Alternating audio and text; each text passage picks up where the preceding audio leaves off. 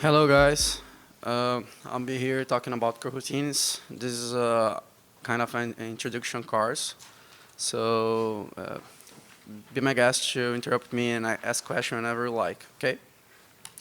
So, okay. Let me introduce myself. My name is Paulo Sato. I'm from Brazil. I have been working with Android for the past 10 years. I started working for Motorola in 2008.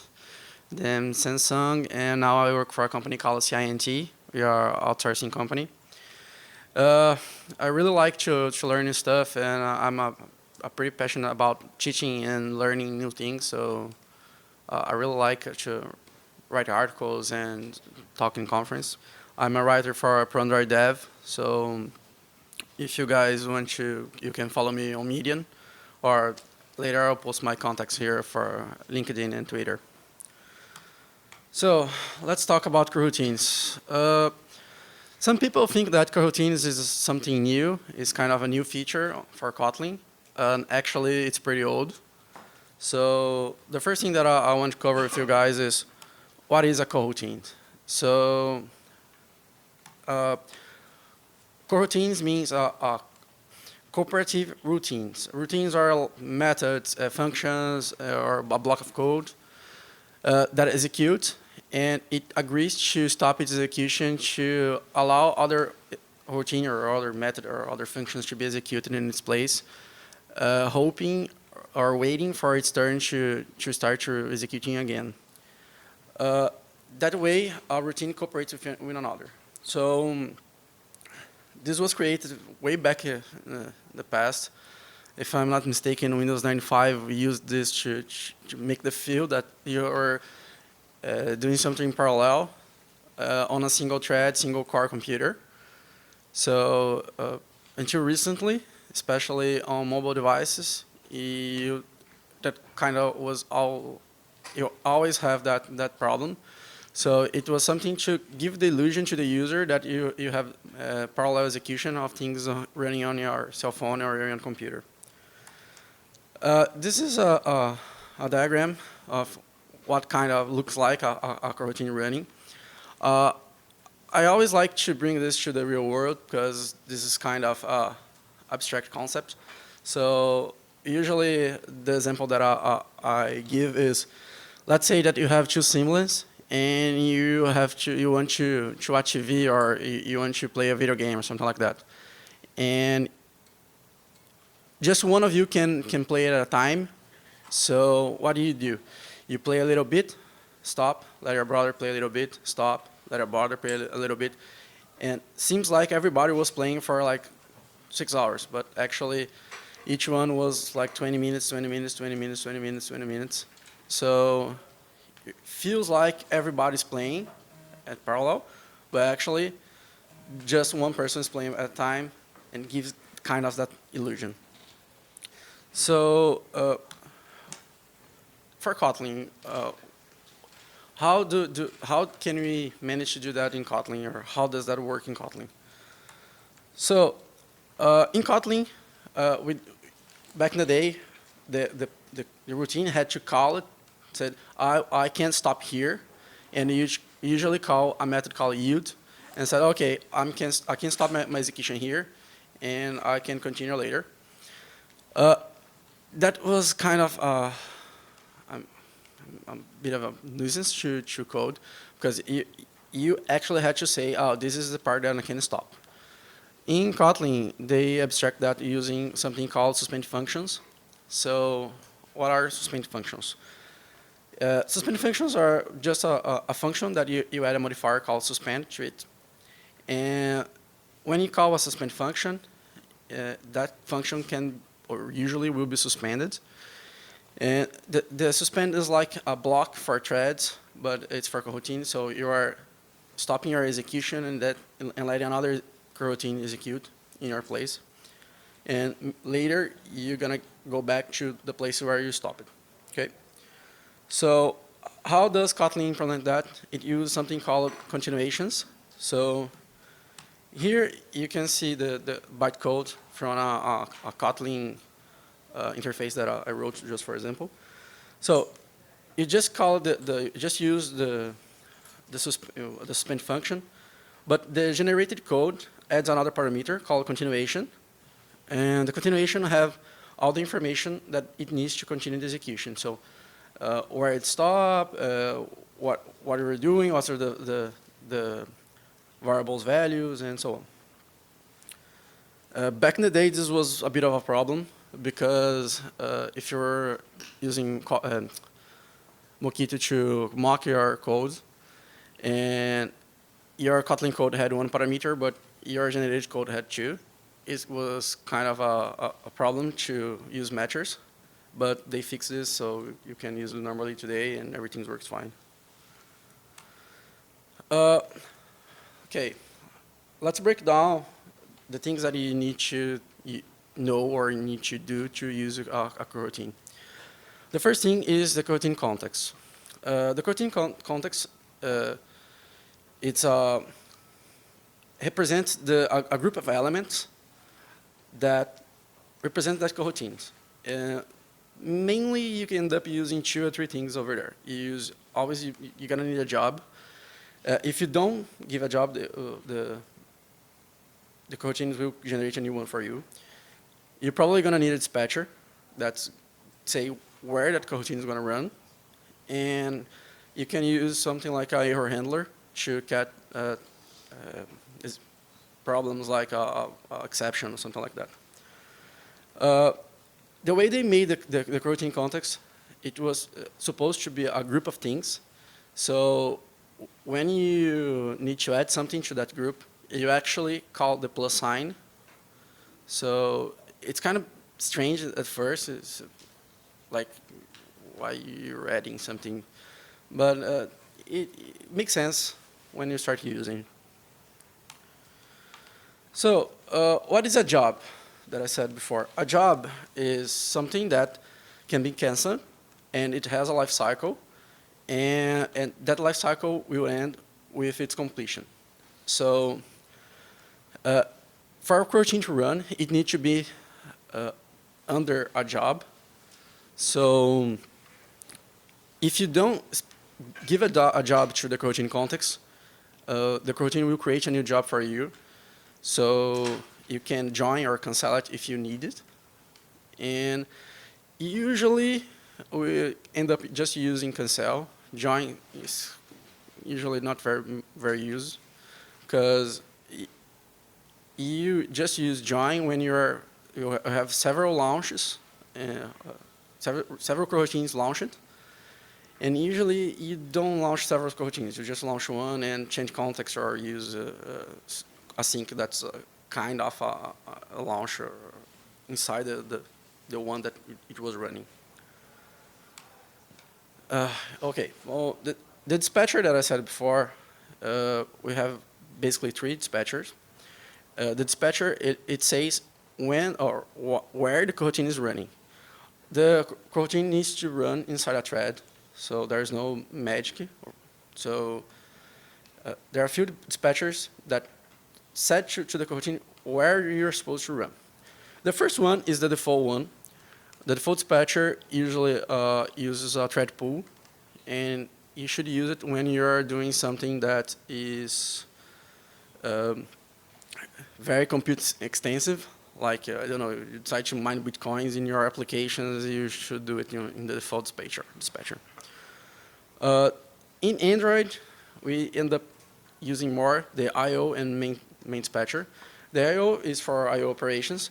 So every time you need to do a query on an API or go store something in the file system, you can use the I/O. And the main dispatcher is where the main thread is running. So every time you need to update the UI, you end up using the main dispatcher. The one thing that it's interesting about the I/O dispatcher is that usually when you're using I/O dispatcher, the coroutines that is running, it was supposed to block the thread, because API calls and network calls usually or mainly block the thread when you are doing it.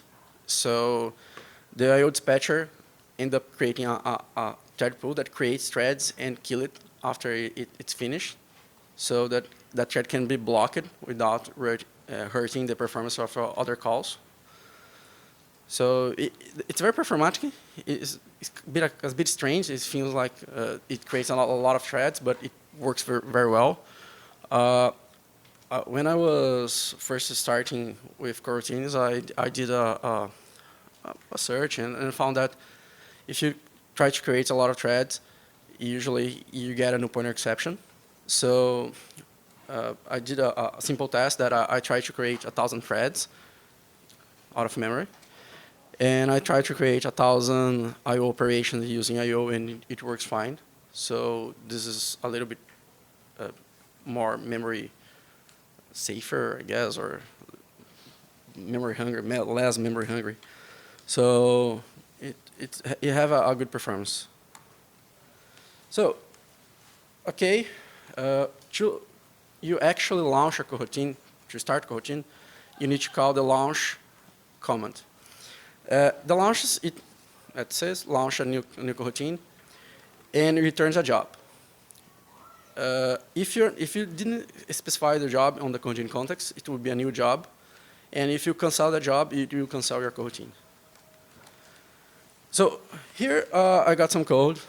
Coroutines, when you're reading the code, it seems like you have a lot of synchronous code, but it actually is asynchronous.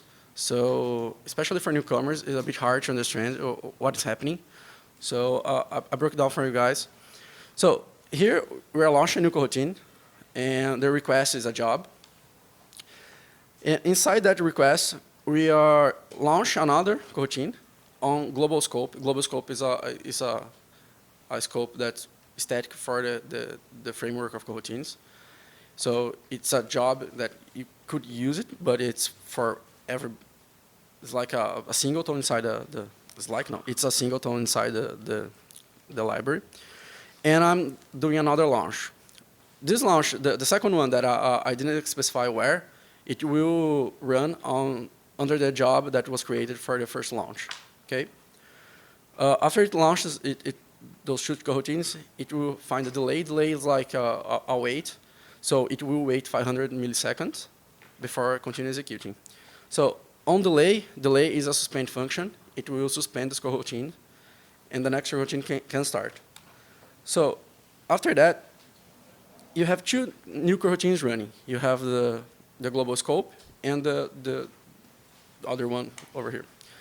So the global scope will print a log, said that it restarted, and it will delay it for a second, and the launch will delay it for 100 milliseconds. After that, after 100 milliseconds, the launch function that was sleeping will be woken up, and will stop being suspended, will be called again, and it will run the job 2 and a child of the request coroutine and have a delay for 1 second. After that, the delay of 500 milliseconds will finish, and we are now canceling all the requests, all the coroutines that was child from request. And the final line of code would be the final print. So if you execute this, you get this result. You get the job 1 execution, job 2 starts execution. The job 1 was not affected by the cancellation, and the job 2 was canceled, and it didn't put out the final log. So you guys can see over here that the second launch was a child of the request. So when you cancel it, even if it was suspended, it got canceled. So it didn't execute the final line of code. That would be the job 2 will not execute this line if my parent request was canceled. Okay? Well, okay, the next part is withContext. withContext is a suspend function also that it blocks the current coroutine, that suspend the current coroutines. It execute it changes the context of the current coroutine to execute a block of code, and it returns the result of that block of code. In Android, this is very used for implementing what would be like a sync task with coroutines. So I have an example over here. So over here, you can see that I get that plus sign that I commented before. So I'm starting a new coroutine that's running on main thread. I got exception handler, so if anything crashes, I can get the exception. And I'm launching this coroutine. So with this, I'm changing the context with context dispatcher.io, and I'm making a request for the API or something like that here on the executing background. This will return a result, a data, whatever it was requested, and then I will send the result back to the view model or whatever, whoever call it, on the main thread. So the executing background you will execute on dispatcher.io on a new thread, on background thread, and the response will be executed on the main thread again. So this is like would be the async task with written with coroutines. Another major point with coroutine is the async operation. Async operation, it returns a promise of a result in a deferred class. The async operation, they have a key difference between the other primitives that usually use that kind of promises. If a error occurs inside a sync or a child, it cancels everyone that's under that same job. So let's say that you're making 3, 4, 5 calls on parallel, and one of them fails, everybody will be cancelled and everything will be stopped. So it's a bit more safe to use that way. As I said, it returns a deferred. A deferred is a generic class that represents the promises of the result of that async operation. To actually get the result, you have to call a method called await. The await will suspend the current coroutines and wait for for the child to be returned the result. If the result is already there, it just returns it without suspending. The defer is also a job class, so you could cancel it if you want to. That's not very common, but you could do it. Here I got some code, and the same thing. I launch a coroutine, and I want to do parallel operations. So the first operation I will do is, the first thing that will be happen is starting the two async operations, the v1 and v2. And after that, I'm trying to print the log. If you see in the log, I got a v1 dot await, so I'm calling await for v1, and that will suspend my current coroutines and let my async operations run. So also we have the delay. So the first coroutine will be delayed for 500 milliseconds, and the second one will be for 1 second. After 500 milliseconds, the v1 coroutine will return 252, and after 1 second, after that we will call the v1 returned, so the v2 will try to get the result. It will still be suspended, so await will suspend the main coroutine again until it returns 6, and the result will be this log over here. One thing that is interesting, what we did here with async, we could do that with launch, but launch it's a little bit more costly than async. So usually you don't start to run several launches. Usually you just use one launch and several asyncs. So there was a benchmark that I saw in the past. It's been a while.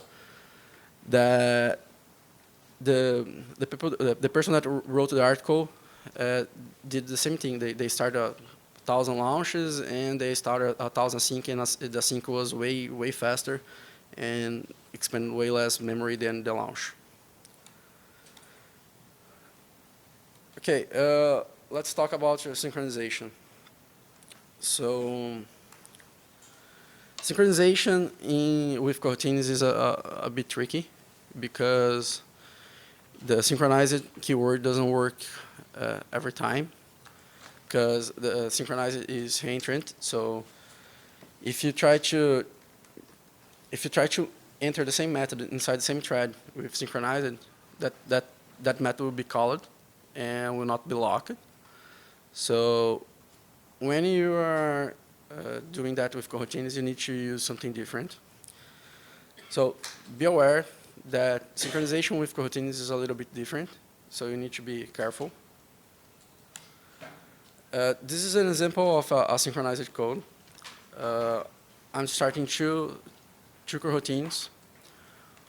The first one will just try to print something, sleep for 100 milliseconds, and then print it again.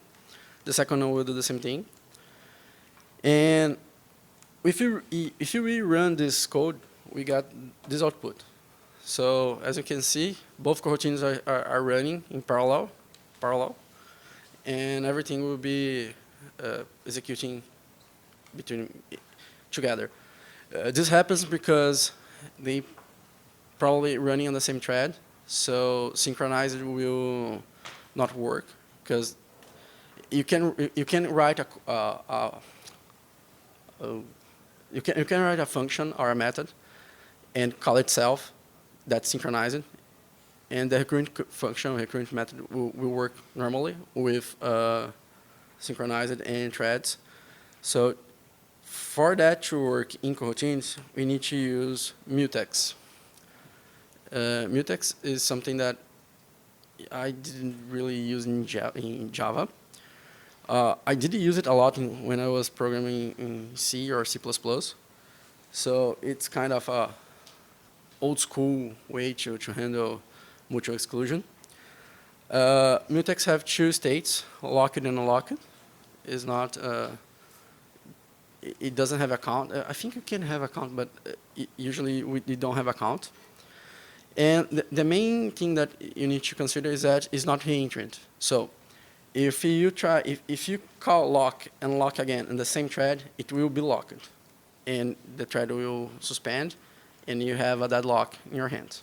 So you need to be careful when using mutex, because it's fairly easy to forget and actually make the calls for lock in a way that you can have a deadlock inside your code and your application will freeze, stop responding. So just be careful. There's a few old school guides for using mutex. They're pretty good. So if you have problems, try to look it up. They have a few guidelines of how to write code with mutex. Usually they're for C, but it's usable here. So it's the same code that I did last time. So instead the synchronized, I use the mutex lock. You can see on the top of the function over there. And at the end of the function, I call the unlock method. So the mutex lock is a suspend function. Everything here is a suspend function that can suspend the coroutines. And the result, we get exactly that what we want. First, we are executing the block 1 of code, then we are executing the block 2 of the code. Okay? So another thing that we can do with coroutines is we can actually implement back pressure if you want, because coroutine has something called a channel. It's a little bit different than what RxJava uses to do the back pressure, but it can be done. So channels, it works pretty much the same as a blocking queue. So it just had different kind of methods. So the blocking queue you had put, in channel you have ascend, and instead of take, you have receive. Pretty much the same. With this, you can actually implement the back pressure. It works a little bit different. RxJava have a buffer that you keep posting information over there, and if that buffer exceeds its maximum size, it will crash. With channels, your channel is suspended until somebody consumes the information that they have. So it's not possible to have a buffer overflow. because it will be suspended. You just don't produce more stuff. So here I got some code that I did just to illustrate the point of how this would work. So I never covered this before, but run blocking is like a launch function that it waits to execute all its to execute a coroutine and then return a value. Okay, it's like a launch, but it's a launch with block. So the first line here, I start in the producing. Okay, that's the produce numbers. And the second line, I want to produce the square of that number. And this class takes a receive channel that produce numbers. After that, I have a for 1 to 5, that's the amount of numbers that I want to receive. And I'm calling receive for the first, for the square. Okay? So the produce number will always send of a value. You can see here that this is a while true. So if it was not suspending the produce numbers, we'd probably get a buffer overflow pretty quickly, because we'd have several guys producing infinite amount of numbers. So here, in the first time, it will produce 1. On the square, we have a delay of a second. So in this delay, we probably would fill off buffer if we were using buffers. This way, we don't need to be afraid of that. The buffer will, there is no buffer. This will just be suspended until somebody actually consumes the one that was produced. So here we have x in numbers. The x in numbers is, I'll just consume the value that was produced. So I'll be consuming 1. And then I'll be sending 1 times 1, it's 1. And the first print would be 1. And so on, so on, so on, so on. So after this, we produce 2, then 4, 3, 9, 4, 16, 5, 25. And this will complete. That's the line over here. Over here, you can see them canceling the children, but it's just because these guys would be, especially this one, would run forever. Both of them would run forever. So with this, I'm canceling both of the channels and don't keeping them producing anything and get a memory leak. Okay? I'll actually not cover here flows. There will be a talk tomorrow about flows. For you guys that use RxJava, flow is very much alike, but instead of using the schedulers from RxJava, you're actually using coroutines. I did wrote an article back then talking about how I exchange RxJava for coroutines. I'm not saying that coroutines is better, but it is easier to understand, especially this kind of building blocks. So if you're, especially if you have a lot of newcomers and you have easy, you don't have that complex problem. You're not implementing something like reactive programming, or you just want to go to the background thread, do some networking, and go back to the main thread and post the result on the screen. This is a pretty great way and a pretty fast way to do it. The performance is also just a bit faster than Rx. At least it was in the past. I don't know how things are over now. It's been a year that I wrote that article. But I would strongly suggest that you guys give it a try. It's fairly easier. Just be careful with how do you write the code, because it does seems like it is synchronous, but actually it is asynchronous. So especially for newcomers, sometimes they got a little bit stuck and can't get the abstraction right, and usually they end up doing something that should be parallel, but it ends up being sequence. So I do get that a lot. It's fairly easy once you understand, but it takes some time to get that.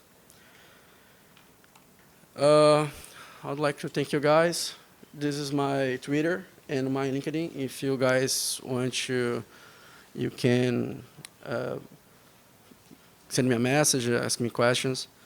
Feel free to ask me about anything you like, or if you have any question about coroutines or anything in Android in general, feel free to reach for me. And do you guys have any question? I think not. Okay, thank you guys. Hope you guys enjoyed.